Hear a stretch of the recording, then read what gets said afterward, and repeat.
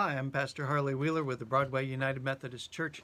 I have a devotion for you today. I'm reading out of Deuteronomy chapter 9 and looking at verse 15, where Moses is talking about his journey down the mountain after he'd received the Ten Commandments. But of course, he's going to go down the mountain and encounter the people who had strayed during his 40 days on the mountain and began worshiping a golden calf. But he describes his journey down this way. He says, "So I turned and came down from the mountain, and the mountain was burning with fire, and the two tablets of the covenant were in my two hands." Now, this is an impressive scene. Moses is holding the tablets of the covenant.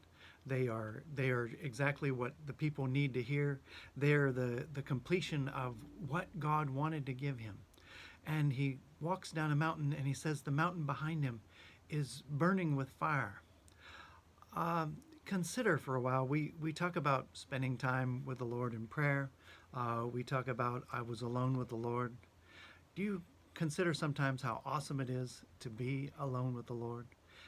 In fact, how overwhelming it is to be alone with the Lord. Moses, as much as he loved God, as much as he was grateful for all that God had done with, for him and for the people, he had already delivered them from slavery in Egypt. He had already showed that he would feed them manna in the wilderness. It had to almost be a relief to Moses to come down from the mountain out of the burning presence of the Lord. And then we discover that he went back up. He discovered the people. They had fallen into sin, as the Lord said, and he knew the Lord was going to work a judgment on them. He goes back up on the mountain in the midst of the fire and prostrates themselves and prays for the people, and the people are saved. Sometimes we might be weary. Sometimes in the best times of prayer, we are taxed to the limit with our experience of being in God's presence. And sometimes we have to turn around and go back and be in his presence again, seeking him in prayer for something important. I've experienced that time of having to turn around and pray some more, even when my spirit has been overwhelmed, even when it's not easy.